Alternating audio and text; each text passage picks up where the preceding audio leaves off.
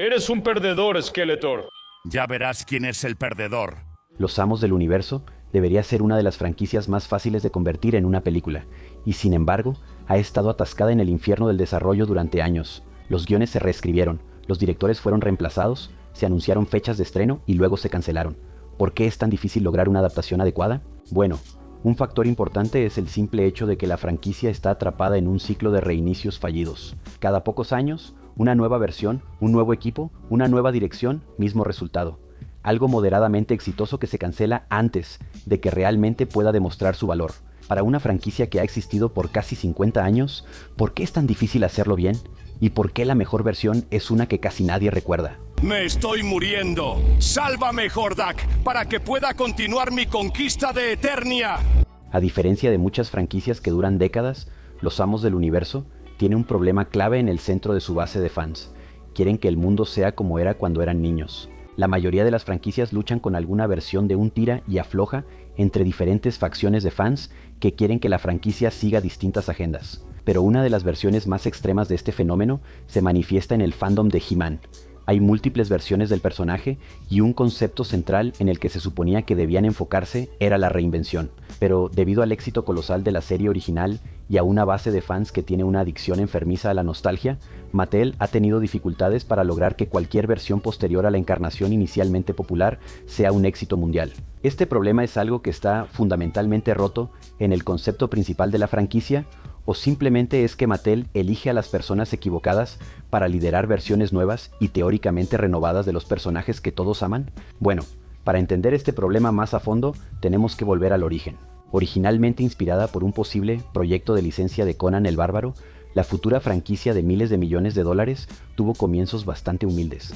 Y cuando digo humildes, me refiero a que el creador Roger Sweet literalmente produjo prototipos personalizados pegando piezas de plástico a figuras de acción desechadas de Big Jim, un verdadero visionario. Cuenta la leyenda que la idea original para la línea iba a reiniciarse cada temporada, saltando de género en género. Los primeros 3 juguetes presentados fueron un bárbaro, un soldado del mundo real y un tipo con una torreta de tanque en la cabeza. Trágicamente, no lo eligieron a él para encabezar su incipiente línea de juguetes. El tanque y los Amos del Universo aparentemente no sonaba tan bien. Las figuras recibieron una recepción entusiasta por parte de los ejecutivos de Mattel. Sin embargo, la idea de reiniciar cada temporada para seguir las tendencias de la industria de juguetes parecía un poco arriesgada. Por lo tanto, se tomó la decisión de comenzar con el tema bárbaro y ver cómo era recibido por el mercado. Cuando salieron a la venta en la primavera de 1982, estos juguetes fueron un éxito instantáneo, en gran parte gracias a que Mattel se asoció con Filmation para producir un programa de televisión animado que ayudara a dar a conocer los juguetes musculosos. Verás, antes de los años 80 había requisitos muy específicos sobre lo que se podía y no se podía comercializar para los niños como entretenimiento. Sin embargo, después de algunos cambios legales durante la administración de Reagan, la televisión infantil nunca volvería a ser la misma. Y aquí es donde llegamos al defecto fatal de la línea de juguetes. Roger Sweet pudo haber tenido una gran idea visual para una serie de juguetes, pero ¿una historia? ¿Una que pudiera respaldar un programa animado y un universo en constante expansión? Bueno, esa es otra historia, por así decirlo. Originalmente, Mattel contrató a Donald F. Glut para escribir una serie de minicómics que se incluirían en el empaque de los juguetes. Ahora, no es que hayan revolucionado al mundo, pero el mundo y los personajes técnicamente están ahí. Todos están como a medio hacer y terminan en una narrativa genérica de un bárbaro y su némesis luchando por el control del mundo. Ya hemos visto este tipo de cosas 1.000.000 de veces. Originalmente, no había un departamento editorial central que mantuviera todo consistente. Nadie esperaba que la línea de juguetes se volviera tan popular como lo hizo, y Mattel solo estaba cumpliendo con el requisito de tener algún tipo de historia genérica de héroe de acción. Sin embargo, a medida que los juguetes realmente empezaron a ser aceptados por los niños de todo el país, las cosas tomaron vida propia. Verás, He-Man y los Amos del Universo alcanzaron su punto máximo de popularidad cultural a finales de los años 80, cuando después de varias temporadas del programa de Filmation y su spin-off, She-Ra y la Princesa del Poder, ocurrió el gran momento del desarrollo de la franquicia. Se empezó a producir una película de acción real. Es difícil exagerar lo popular que era He-Man. Los juguetes estaban en todas partes y el programa era tanto amado como odiado en igual medida. Los defensores y fanáticos pensaban que era un emocionante y fantástico programa de aventuras que los niños de todas las edades podían disfrutar. Los detractores pensaban que eran comerciales de 22 minutos mal hechos y producidos exclusivamente para vender juguetes a las mentes poco desarrolladas de los niños de primaria. Este entusiasmo y éxito financiero eventualmente convencieron a Cannon Films de producir una película con un presupuesto modesto basada en la franquicia. Y aquí es donde tenemos nuestro primer gran error, uno en un ciclo interminable de expectativas y decepciones. En ese momento, la película de los Amos del Universo simplemente no era lo que nadie quería. Claro, la película tenía algunos defectos evidentes y en su mayoría mostraba a He-Man, Teela y Man-at-Arms viajando a la Tierra en busca de un MacGuffin tan olvidable como gastado. Es casi como si simplemente no hubiera suficiente dinero en las arcas de Cannon para hacer esta película, y las personas involucradas simplemente no estaban interesadas en intentar lograr ese tono que, hay que admitirlo, es confuso. De 75% Conan y 25% Star Wars, ¿verdad? Pero el verdadero pecado capital de la película es que simplemente llegó demasiado tarde. La fiebre de He-Man ya había disminuido en gran medida para 1987 y el mal momento y la falta de fidelidad al material original hicieron que tuviera un bajo desempeño en taquilla. Lo que se suponía que sería el mayor éxito que Mattel había experimentado hasta ese momento resultó ser su derrota más aplastante. Esta decepción, más o menos, marcó el final de la que alguna vez fue una franquicia popular. Y como todos sabemos, una vez que se logra la sobresaturación de una marca, es bastante difícil revertirlo. Pero después de solo unos pocos años fuera del centro de atención, Mattel intentó regresar con un reinicio de ciencia ficción malogrado titulado Las nuevas aventuras de He-Man. Y como podrías haber adivinado, fracasó aún más que la película. Se acabó. He-Man era oficialmente cosa del pasado. Ninguna franquicia había pasado por un reinicio parcial. Había fracasado y luego había regresado a los niveles más altos de la cultura popular. Sin embargo, había algo al acecho tras bambalinas que nadie podía anticipar: la nostalgia. Con el confuso título de He-Man y los Amos del Universo, este nuevo programa fue lanzado por Cartoon Network y tomó un enfoque más maduro y estilizado sobre la versión clásica de la franquicia. O al menos eso era lo que se promocionaba. Basado en los diseños de juguetes actualizados por el equipo de diseño favorito de los fans, Los Cuatro Jinetes, el programa se estrenó en Toonami en agosto de 2002. En muchos sentidos, esto es exactamente lo que los fans habían estado pidiendo. La escritura era más madura, la violencia más intensa y los personajes evolucionaron más allá de su presentación cómica y superficial de las encarnaciones anteriores. Mattel y Cartoon Network sabían exactamente lo que tenían entre manos. Una versión única de una franquicia que prácticamente había hecho lo imposible: resucitar una propiedad infantil querida de décadas pasadas y volverla relevante otra vez. Los juguetes se estaban vendiendo. Los fans estaban contentos, lo que solo significaba una cosa: era hora de intentar llevar las cosas aún más lejos. Háganse a un lado, chicos. Un cambio está por venir. Es importante recordar que He-Man prácticamente se consideraba muerto en ese momento.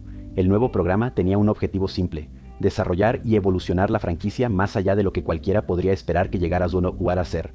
Si fracasaba, podría no haber nunca más otra franquicia de He-Man. Este programa necesitaba crear historias que recontextualizaran a los personajes clásicos de los 80, como Skeletor, He-Man y, bueno, hay muchos otros personajes divertidos, pero seamos realistas. Para el mundo exterior, esos dos personajes eran toda la franquicia. La mera existencia del nuevo programa parecía gritar: no, aquí hay un verdadero potencial, déjenos intentar desarrollarlo. Por ejemplo, el episodio 35 que se transmitió el 13 de diciembre de 2003, titulado El poder de Grayskull. Este episodio es recordado no solo como el mejor de esta serie, sino probablemente como el mejor episodio de cualquier proyecto de Amos del Universo jamás hecho. ¿Y por qué?, te preguntarás, Zul. Bueno, la franquicia de He-Man en general nunca ha sido ampliamente reconocida por su profundidad o desarrollo de personajes. Es una serie que explora un concepto muy específico: el poder.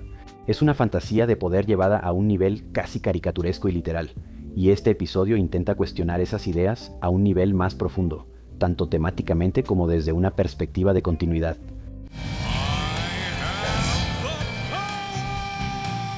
Escrito por Dean Stefan y dirigido por Gary Harley, el episodio sirve como la historia de origen del ancestro lejano de He-Man, el Rey Grayskull. La historia en cuestión también funciona como una clave maestra para el universo en su totalidad. Mira, los años 2000 eran una época diferente. La mayoría de los programas animados para niños de esa época no se centraban en maquinaciones políticas, dinámicas de poder complejas o una historia con mucha profundidad. Pero este episodio tiene las tres ideas en igual medida. En el episodio, vemos al ancestro lejano del príncipe Adam, el rey Grayskull, preparándose para una batalla contra uno de los dos clanes enemigos en guerra, los Hombres Serpiente y la Horda. Actualmente están envueltos en su propia guerra, y quien salga victorioso terminará compitiendo contra Grayskull y sus camaradas por el control de Eternia. Buscando una manera de luchar contra estos enemigos, Grayskull va en busca del gran poder, una fuente de poder mística que podría ser su única oportunidad de volverse lo suficientemente poderoso para detener a cualquiera de sus enemigos que prevalezca. Por si no lo habías notado, este es un episodio de flashback, no solo una secuencia de flashback en otro episodio, lo que lo hace sentir más maduro y emocionante. Ahora, además de algunas secuencias de acción increíbles y una explicación real de dónde proviene el gran poder, también muestra al villano central de la serie, She-Ra, princesa del poder, Hordak, en todo su esplendor. Esto puede parecer una observación bastante obvia, pero en 2002, cuando la construcción de franquicias y los cameos no eran lo que son hoy en día, la idea de tener un episodio de flashback de Hordak, peleando con los demás y siendo mucho más rudo de lo que uno esperaría, fue bastante impresionante. La forma en que lo muestran en la estructura del episodio es simplemente fantástica. El enfoque principal de la temporada es He-Man luchando contra el Rey Hiss y los Hombres Serpiente.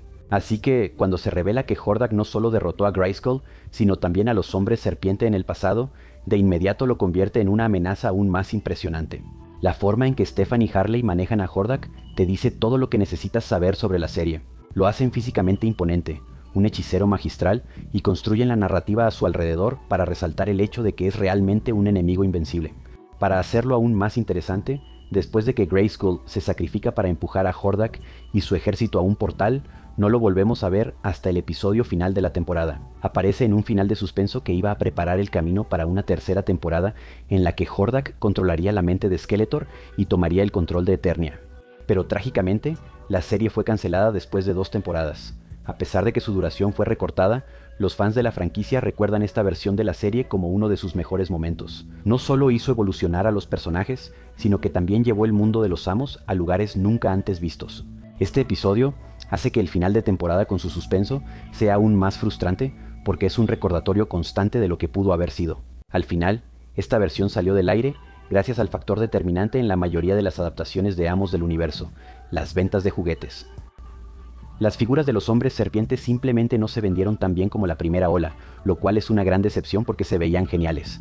La serie de 2002 fue la 4ª versión de la franquicia de Amos del Universo, y ahora ha habido 4 iteraciones posteriores. ¿Por qué es tan complicado lograr que estas adaptaciones salgan bien? ¿Qué hace que esta franquicia sea tan difícil de llevar al público general?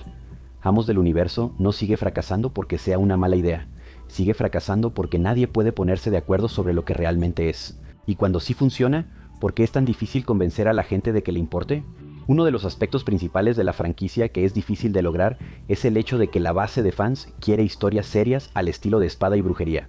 Pero el mundo y los personajes son objetivamente algo ridículos, en gran parte porque empezaron como juguetes, muchos de los cuales reciclaban las mismas partes del cuerpo. Esto llevó a que la serie original se inclinara más hacia las partes cómicas del universo y que la serie de 2002 intentara sobrecompensar construyendo un tono más cercano al de El Señor de los Anillos, aunque con una fracción del presupuesto. La serie de N.D. Stevenson, She-Ra y las Princesas del Poder encuentra un punto medio y es una versión maravillosa y completamente única porque es seria y humorística en igual medida. El esfuerzo más reciente de Mattel para hacer que He-Man funcionara fueron las 2 series, Revelations y Revolutions, y la serie orientada a jóvenes y, una vez más, confusamente titulada He-Man y los Amos del Universo. Ambas series recibieron reacciones bastante tibias.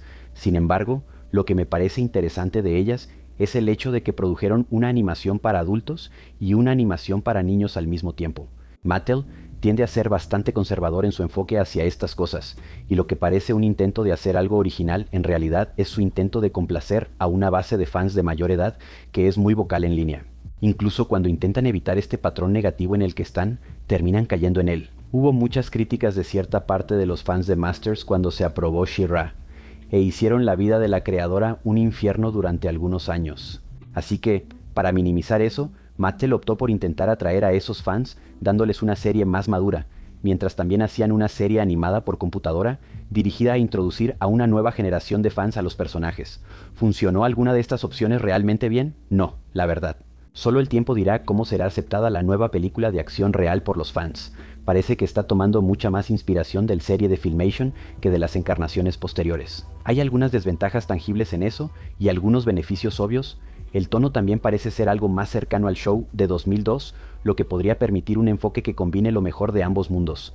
Tendremos que verlo para averiguarlo. Lo único seguro sobre la historia en cuestión es que, sin importar cuál sea tu encarnación favorita de Masters, habrá otra que se producirá en los próximos años. La única pregunta es, ¿será más de lo mismo? ¿O intentará aportar algo nuevo? Y bueno, eso es todo por este episodio. ¿Tú qué opinas? ¿Por qué es tan difícil hacer bien a He-Man? Déjanos tu opinión en los comentarios abajo. Y como siempre, por favor dale like, comenta y suscríbete para más videos como este.